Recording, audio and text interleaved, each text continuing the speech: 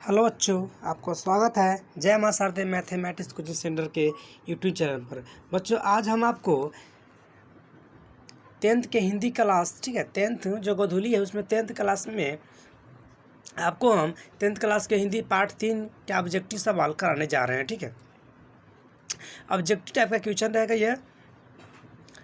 अगर आप इस चैनल पर नए हैं तो मेरे चैनल को सब्सक्राइब कर दीजिए और बेल आइकन बटन को प्रेस कर दीजिए ताकि जो भी वीडियो मैं अपलोड करूँ और सबसे पहले आपको इसका नोटिफिकेशन मिल जाए। ठीक है, चलिए वीडियो शुरू करते हैं।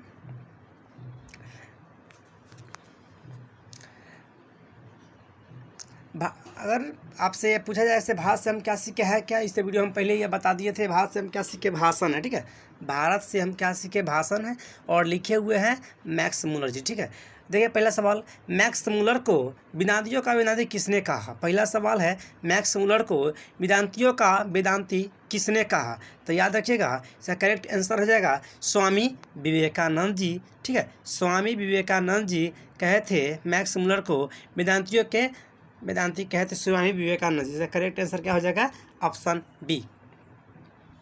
नेक्स्ट सवाल है, देखिएगा नेक्स्ट सवाल, दारिस नामक सोने के सिक्कों से भरा घड़ा किसे मिला था। दारिस नामक सोने के सिक्कों से भरा घड़ा किसे मिला था। ऑप्शन हो जाएगा आपका, करेक्ट आंसर हो जाएगा वारेन हेंगिस्टन को। ठीक है, वारेन हेंगिस्टन को मिला था, जो भारत के जो उस समय के गवर्नर जनरल थे, इसी को मिला था सोने का सिक्का। ठीक है, अगला सवाल है, मेघदूत नामक पुस्तक का अनुवाद मैक्स मूलर में किस भाषा में किया। मेघदूत नामक पुस्तक का अनुवाद मैक्स मूलर में ने होगा। ठीक है, मैक्स मूलर ने किस भाषा में किया। इस तरीके से करेक्ट आंसर हो जाएगा जर्मनी भाषा में किया था। ठीक है, जर्मन भाषा में किए थे मैक्स मूलर जी। इस भाषा जो इस पुस्तक का निर्माण किस भाषा में किया था, जर्मन भाषा में। नेक्स्ट सवाल, संस्कृत भाषा और यूरोपियन भाषा का तुलनात्मक व्याख्यान किसने दिया। संस्कृत भाषा और यूरोपियन भाषा का तुलनात्मक व्याख्यान किसने किया, तो मैक्स मूलर जी। ठीक है, मैक्स मूलर ने दिया था तुलनात्मक करके। अगला सवाल, कठ और केन उपनिषद का अनुवाद मैक्स मूलर ने किस भाषा में किया। कठ और केन उपनिषद का अनुवाद होगा। ठीक है, अनुवाद मैक्स मूलर ने किस भाषा में किया।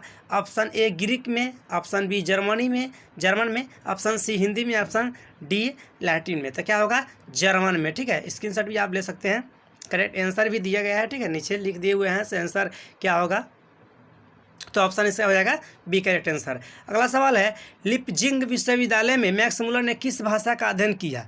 लिपजिंग विश्वविद्यालय में मैक्स मूलर ने किस भाषा का अध्ययन किया। तो याद रखिएगा, इसका करेक्ट आंसर हो जाएगा ऑप्शन सी संस्कृत भाषा में। ठीक है, संस्कृत भाषा में अध्ययन किए थे और संस्कृत भाषा में ही प्रिंसिपल भी बने। ठीक है, अगला है, मैक्स मूलर की मृत्यु कब हुई। मैक्स मूलर की मृत्यु कब हुई, तो याद रखिएगा 28 अक्टूबर 1900 ईस्वी को मैक्स मूलर की मृत्यु हुई थी। कब हुई थी, 28 अक्टूबर 1900 ईस्वी को मैक्स मूलर की मृत्यु हुई थी। पारसियों के धर्म का क्या नाम है। पारसियों के धर्म का क्या नाम है, तो याद रखिएगा पारसियों के धर्म का नाम जरतुरुस्त है, जरतुरुस्त। ठीक है, जनरल, अगला सवाल है, जनरल कनिंघम का संबंध किससे है। जनरल कनिंघम का संबंध किससे है। ऑप्शन सी हो जाएगा पुरातत्व से। ठीक है, ऑप्शन सी पुरातत्व से। अगला सवाल, 172 दारिस नामक सोने के सिक्के का घड़ा कहाँ मिला था। तो याद रखिएगा वाराणसी में मिला था। और किसको, तो वारेन हेंगिस्टन को मिला था। ठीक है, 172 दारिस नामक सोने का सिक्का था, किसको मिला था, वारेन हेंगिस्टन को मिला था। और कहाँ पर मिला था, वाराणसी में मिला था। तो ऑप्शन इसका हो जाएगा सी। अगला सवाल, महारानी विक्टोरिया ने नाइट की उपाधि प्रदान की। महारानी विक्टोरिया ने नाइट की उपाधि प्रदान की, तो याद रखिएगा मैक्स मूलर को प्रदान की थी। ठीक है, खुश होकर मैक्स मूलर को नाइट की उपाधि दी थी महारानी विक्टोरिया ने। ठीक है, ऑप्शन ए हो जाएगा इसका करेक्ट आंसर। अगला सवाल है, नालंदा विश्वविद्यालय कहाँ पर स्थित है। नालंदा विश्वविद्यालय कहाँ पर स्थित है, तो याद रखिएगा नालंदा विश्वविद्यालय बिहार में ही स्थित है। ठीक है, बिहार में स्थित है। ये नालंदा विश्वविद्यालय के बारे में आप 9th क्लास में बहुत अच्छी ढंग से पढ़े हुइएगा, ठीक है। 9th क्लास में यहाँ पर 5 विषयों की शिक्षा अनिवार्य थी, ठीक है। नालंदा विश्वविद्यालय में जो 9th क्लास में आप पढ़े हुइएगा अच्छा से। पाठ का नाम होगा 9th क्लास में से भारत का पुरातन विद्यापीठ नालंदा विश्वविद्यालय, ठीक है। 9th क्लास में इस पाठ 9th क्लास के पाठ में दिया गया है।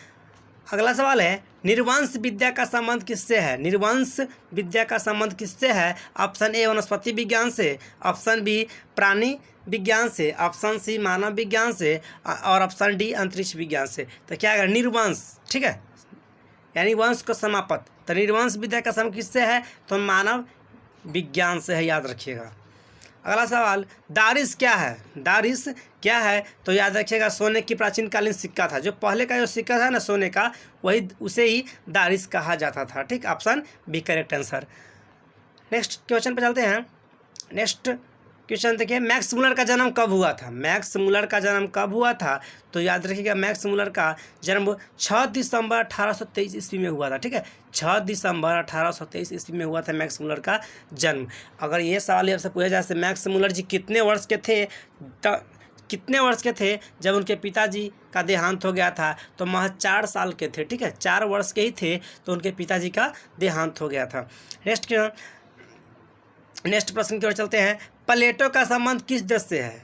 ठीक है, प्लेटो का संबंध किस देश से है? ऑप्शन ए इटली से, ऑप्शन बी स्पेन से, ऑप्शन सी भारत से, ऑप्शन डी यूनान से। तो याद रखिए प्लेटो का संबंध किस देश से है? ऑप्शन डी यूनान से है, ठीक है। ऑप्शन डी यूनान से है प्लेटो का संबंध। अगला प्रश्न, भारत से हम क्या सीखे रचनाकार कौन है? भारत से हम क्या सीखे रचनाकार कौन है? तो याद रखिएगा मैक्स मूलर जी, ऑप्शन बी मैक्स मूलर जी भारत से क्या सीखे? भाषण है जो लिखे हुए हैं, ठीक। इसका करेक्ट आंसर क्या होगा? Option B. अगला सवाल, शाहनामा का रचनाकाल कौन है? शाहनामा का रचनाकार है, ठीक है। शाहनामा का रचनाकार है, रचना किस सदी में, ठीक है, किस सदी में शाहनामा जो पुस्तक थी उसका रचयिता हुआ था, रचा गया था? तो याद रखिएगा 10वीं से 11वीं सदी में, ठीक है। 10वीं से 11वीं सदी में शाहनामा का रचनाकाल हुआ था, ठीक। अगला प्रश्न, संस्कृत का अग्नि शब्द लैटिन में किस शब्द में मिलता है? ठीक है, संस्कृत का अग्नि शब्द लैटिन में किस शब्द में मिलता है? तो याद रखिएगा इग्नस में मिलता है, ठीक है, इग्नस में, ठीक। Option C. अगला सवाल, हरकस क्या थे? तो हरकस क्या थे? ऑप्शन ए में वनस्पति वैज्ञानिक, ऑप्शन बी में भूगर्भ शास्त्री, ऑप्शन सी में प्राणी वैज्ञानिक, ऑप्शन डी में प्राथमिक, ऑप्शन डी में प्राथविद। तो ऑप्शन ए हो जाएगा वनस्पति वैज्ञानिक। अगला सवाल, सर विलियम जोन ने भारत की यात्रा कब की थी? सर विलियम जोन ने भारत की यात्रा कब की थी? तो याद रखिएगा सर विलियम जोन ने भारत की यात्रा 1783 ईस्वी में किया था, ठीक है। सर विलियम जोन ने भारत की यात्रा 1783 ईस्वी में किया था, किए थे, ठीक है। अगला सवाल, मुंडा किस देश की जाति है? मुंडा किस देश की जाति है? तब मुंडा याद रखिएगा भारत देश की जाति है, ठीक है। मुंडा किस देश की जाति है? भारत देश की जाति है। याद रखिएगा कि भारत देश में ही मुंडा व्यक्ति संबंधित है, मुंडा जाति, ठीक है, बिरसा मुंडा से संबंधित है, ठीक है। तो भारत देश में ही हुआ था। अब अगला सवाल है, भारत से हम क्या सीखे पाठ में नए सिकंदर के विशेषण किसके लिए प्रयुक्त हुआ है? भारत से हम क्या सीखे पाठ में नए सिकंदर विशेषण किसके लिए प्रयुक्त हुआ है? तो ऑप्शन ए भारत के वीरों के लिए, ऑप्शन बी यूरोप के वीरों के लिए, ऑप्शन सी युवा अंग्रेज अधिकारियों के लिए, ऑप्शन डी में से कोई नहीं। तो ऑप्शन डी हो जाएगा युवा अंग्रेज अधिकारियों के लिए है भारत का नया सिकंदर, ठीक है, युवा अंग्रेज अधिकारियों के लिए। करेक्ट आंसर क्या होगा? Option C. अगला सवाल, भारत कहाँ बसता है? ठीक है, देखिए ये सवाल सब्जेक्टिव टाइप का रहता है, ठीक है। जैसे भारत के लोग कहाँ बसते हैं ये सब पूछा जाता है।